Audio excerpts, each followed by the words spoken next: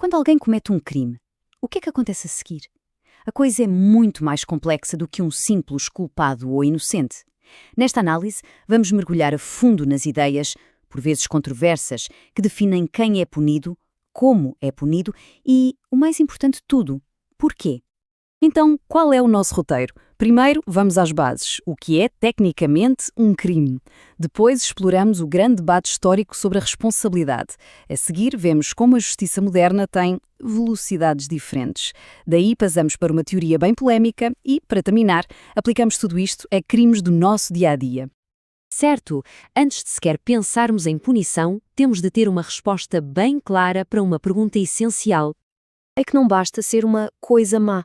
A lei exige uma espécie de receita, com ingredientes muito específicos. Os juristas chamam a isto o facto típico. Pensem nisto como uma checklist. Para que um ato seja considerado crime, tem de preencher estes 4 requisitos, sem exceção.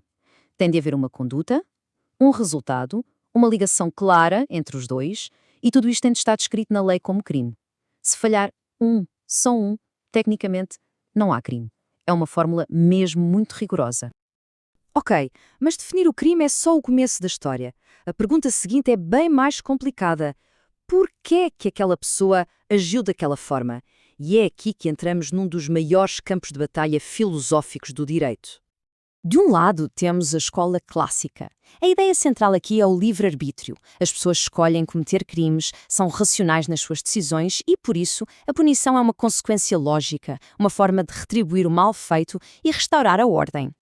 Do outro lado, em oposição direta, está a escola positiva. Para esta escola, o foco não é o crime, é o criminoso. A ideia é que a pessoa é levada a cometer o crime por fatores que não controla. Biológicos, sociais, psicológicos.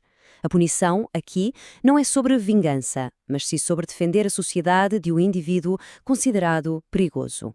E este quadro resume perfeitamente o dilema. De um lado, a escola clássica, focada no ato, a falar de livre-arbítrio e retribuição. Do outro, a escola positiva, focada no autor, a falar de determinismo e defesa social. A pergunta que fica é: pune-se a escolha ou trata-se a condição? Esta tensão é basicamente a base de todo o direito penal moderno. Então, como é que o sistema legal de hoje resolve este impasse? Será que aplica a mesma lógica a todos os crimes e a todos os criminosos? A resposta curta é: de forma nenhuma. E há uma teoria muito interessante que diz que a justiça opera, na verdade, a diferentes velocidades. É a teoria das velocidades do direito penal. A imagem é simples. Imaginem a justiça como uma autoestrada. Há uma via lenta, uma via normal e uma via rápida, e cada uma serve para um tipo diferente de trânsito criminal. E esta tabela explica tudo. A primeira velocidade é a via lenta e segura. É para os crimes mais graves que dão pena de prisão, mas onde todas as garantias da pessoa são respeitadas ao máximo. A segunda velocidade é mais rápida, para infrações menores. Aqui, as penas são mais leves e as regras do processo são mais flexíveis para despachar os casos. E depois temos a terceira velocidade. Esta é a mais polémica. Penas de prisão duras, como na primeira, mas com as garantias reduzidas, como na segunda. É uma via de exceção muito criticada.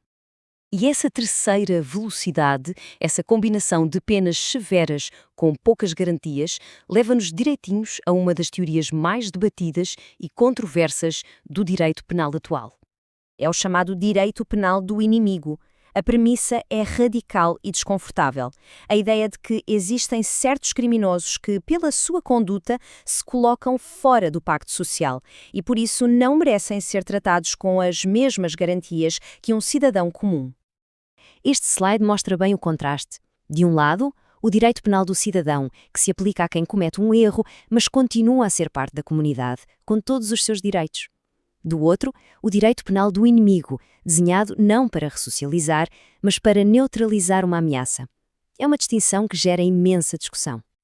Bem, tudo isto pode parecer muito abstrato, mas estas ideias têm consequências bem reais. Vamos ver como elas se aplicam em crimes concretos previstos no Código Penal.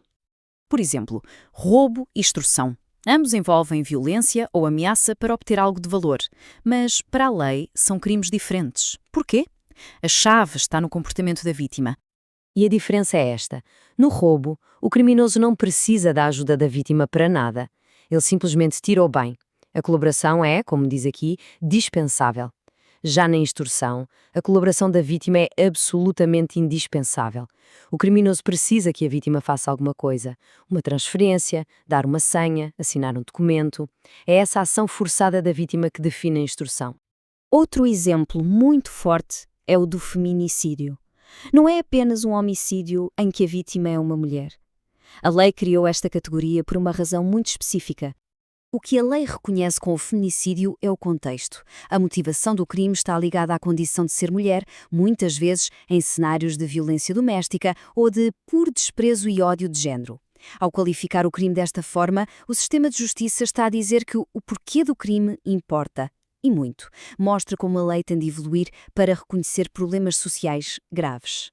No fundo, a grande conclusão é esta.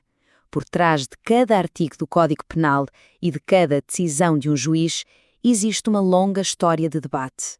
Uma tensão constante entre punir a escolha livre ou proteger a sociedade de fatores perigosos. É este equilíbrio ou desequilíbrio que define o tipo de justiça que temos. E isto não para. O mundo está sempre a mudar e com ele o crime.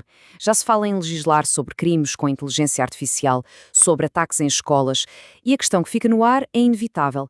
Será que estas 3 velocidades da justiça ainda são suficientes? Ou será que para dar conta dos desafios do futuro vamos precisar de inventar uma 4ª? Ou quem sabe até uma 5ª velocidade? É uma pergunta em aberto.